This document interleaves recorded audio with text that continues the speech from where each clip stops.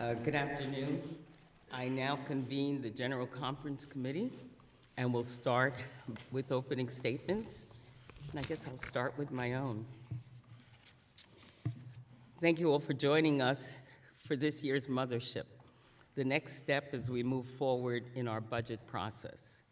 I'm honored to be here with my colleague and partner in legislative leadership, Speaker Carl Heastie, and it's my pleasure to introduce our majority members who will be representing the Senate on this committee.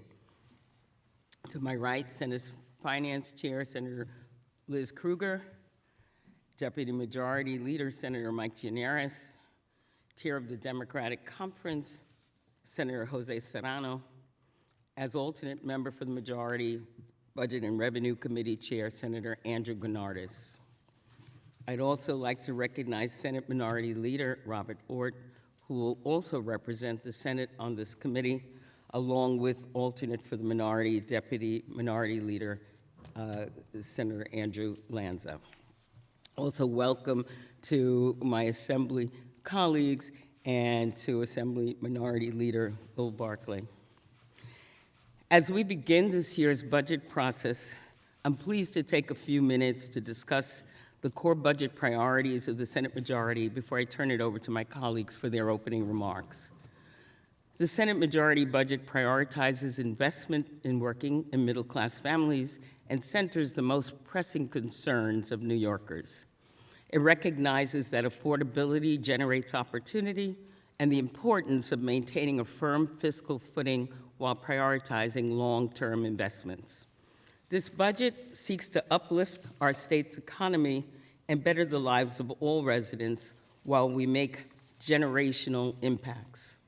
It achieves our goals of passing a timely measure that is responsible, effective, and transformative. The Senate majority budget invests in all New Yorkers by increasing the housing supply and incentivizing local involvement while strengthening tenant and small homeowner protections, combating climate change and protecting the environment, investing in our future by increasing funding for affordable childcare, universal pre-K, fully funding foundation aid for the first time, and making sure our children have free lunches in school, free breakfasts and lunches in school. We're also investing in higher education while rejecting tuition increases for SUNY and CUNY, expanding access to health care, including more resources for our distressed hospitals, bolstering investments in public safety, as well as mental health treatment and wraparound services, boosting funding to spur economic development and support small businesses, raising wages to put more money in the pockets of working people, while investing in transportation infrastructure while rejecting fare and toll hikes. As we approach our budget deadline, the Senate majority looks forward to working with our partners in government and passing a final budget that, as I've said, translates our shared values and ideals into a better future for New York State and for New York's people. With that, I thank you, and I now turn it over to my partner, Assembly Speaker Heastie. Thank you, Madam Leader. So good afternoon. On behalf of the New York State Assembly, we are also pleased to convene the Joint Budget Conference Committee. As always, I'd like to acknowledge my partner, Andrew Stewart Cousins, and Minority Leader Senator Ortt. But at this time, I'd like to introduce the members of the Assembly who are serving on this General Budget Conference Committee.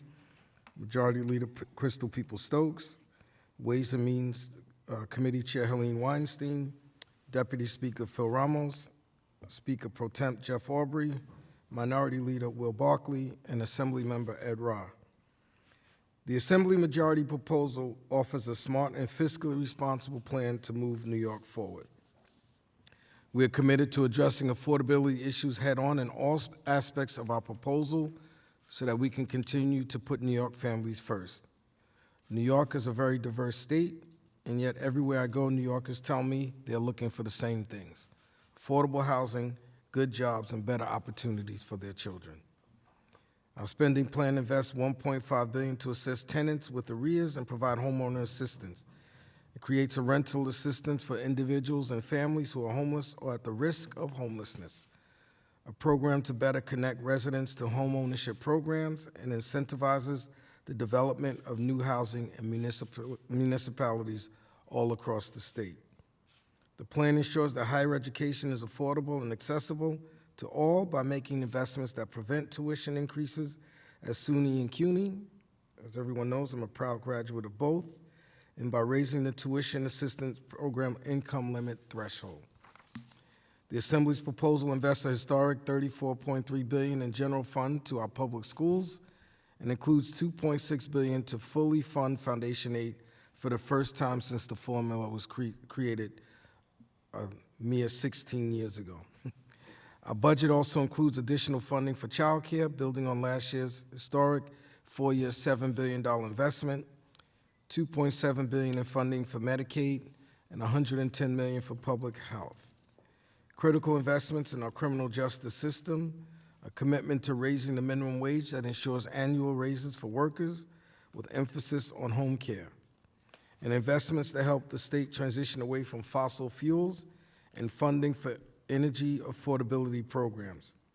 This budget reflects our priorities, and I'm extremely proud of the hard work with our members in putting together this proposal. I look forward to working with my colleagues in the coming weeks to come to a final agreement with the governor and the Senate. And so I'll turn it over to Senate Minority Leader, Senator Ort. Thank you, Mr. Speaker. Good afternoon to my colleagues. I want to thank Leader Stewart-Cousins for being here. I want to thank Speaker Hasty, Senator Gianaris, as well as my colleague, the Assembly Minority Leader Will Barclay. It's nice to see everybody gathered here for I always thought the mothership was a colloquial term, but I guess that's the real term of the committee. So it's good to be here at the mothership meeting in person. This is my first time as Minority Leader that we've done this in person, and so I'm grateful to be back here. Not surprisingly, the Senate Republican Conference has a lot of concerns with both the governor's proposal, but I think more specifically the one-house budget. We know that affordability and public safety remain issues for New Yorkers, and I don't believe this budget does anything to address either of those items, certainly in a sufficient way. If spending more money helped with affordability, then we would be the most affordable state in the country. The state currently, the one-house budget increases state operating spending by $8 billion and all fund spending by $9 billion over the $227 billion budget proposed by the governor for a record $236 billion state budget. It also rejects the bail language proposed by the governor to remove the least restrictive means, which our conference certainly supports as a starting point regarding public safety. The current one house does not make, as we said, communities safer. It also includes resolution advancing clean slate, an issue that our conference strongly opposes because of public safety to New Yorkers. We need to address violent crime and the fallout of the disastrous bail and discovery reforms. There's nothing in the one house, unfortunately, that deals with the unemployment insurance fund. New York owes billions of dollars in unemployment insurance debt to the federal government. The impact on our small businesses, on our family farms, they're the ones who end up paying this UI deficit. We should be doing what other states are doing and begin to pay that down. We also need to be capping unemployment taxes to protect small businesses that are still recovering from our pandemic. We need to support farmers in the agriculture industry. We need to grow our workforce. We need to cut taxes on small business. And of course, we need to support our manufacturing industry, none of which is really done at this one house. There are no tax breaks for the middle class or property tax relief for homeowners.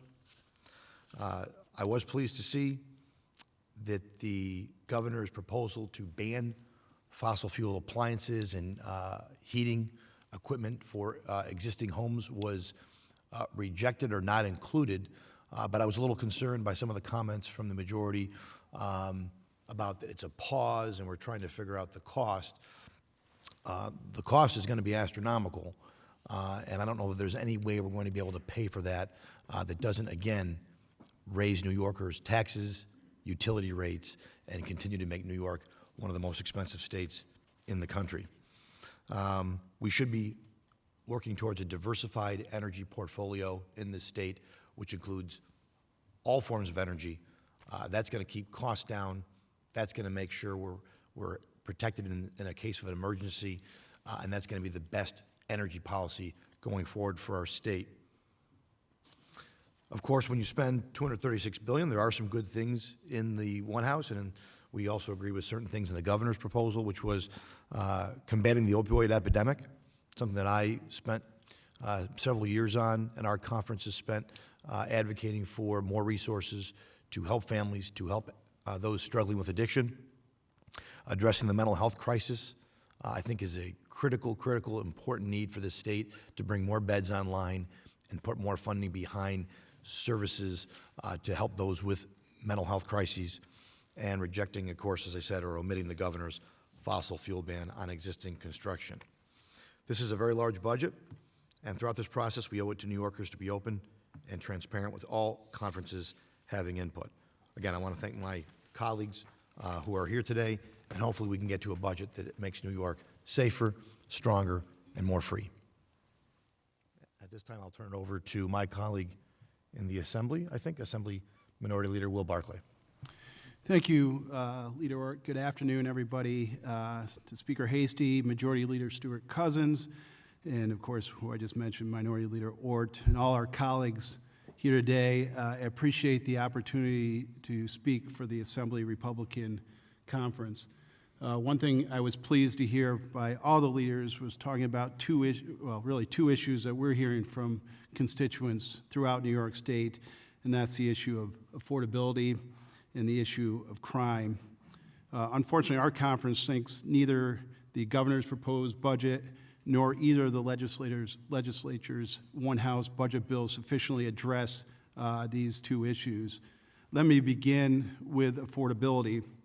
Interestingly, just 5 years ago, the state budget was $170 billion. The proposed budget for this year is over $230 billion. So just in a matter of 5 years, we're potentially increasing the state budget by a matter of $60 billion.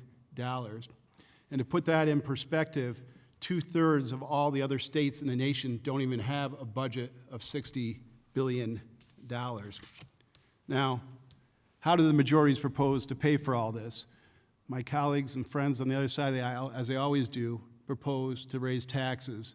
In fact, in the Assembly One House bill, they're proposing to raise taxes by as much as $4 billion. It's hard to point to anything in New York State that's not taxed. There used to be an old saying, be careful, Albany is going to start taxing the air that you breathe. And I would say be careful what you wish for, because that's maybe will become true. And with the proposals to tax streaming services, the state is now going to charge you to watch Ted Lasso. So to contrast what our conference proposes and what the majority and the governor's proposes, we would like to see tax cuts in New York State, and we could start with cutting the sales tax on gas and other home products. If we don't address affordability in New York State, we're going to see New Yorkers continuing to leave the state to the tune that they have in the last 3 years, which equals 400,000 people leaving the state. The other part of the proposed budgets that we think is missing is obviously with the issue of crime. The majorities may say that they don't think we should address policy issues in the budget, and generally I would agree with them. But if we don't address crime here in New York State now, when are we going to do it? I would note that back in 2019, bail reform was included in the state budget. I didn't hear a lot of complaints about policy being put back in the budget at this time. It is going to be critical that we as a legislature and a state government, that we restore common sense to our criminal justice system, we bring accountability back, we address victims' rights, and of course, we look after our community's safety. And last but not least, I just want to mention the process that we deal with this budget. I've been around here a long time, and I can remember when the Senate was held by Republicans. I remember when we even had a Republican governor. And the cry back then was, no more 3 men in the room. And I would suggest the process, well, albeit maybe slightly better, hasn't gotten much better, because now we have 3 Dems in a room. And with all the challenges that we face here in New York State, I would urge this mothership and all our colleagues, let's try to work together. Let's increase transparency. Let's make sure all New Yorkers have a voice at this table.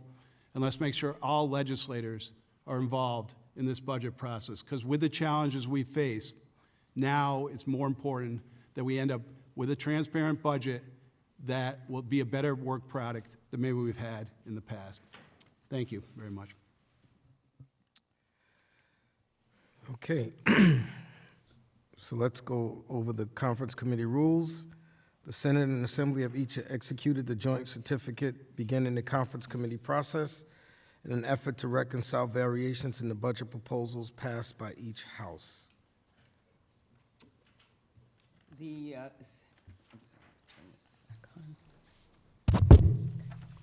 The Senate designates Shelley Andrews, who will serve as the recording secretary of the General Conference Committee.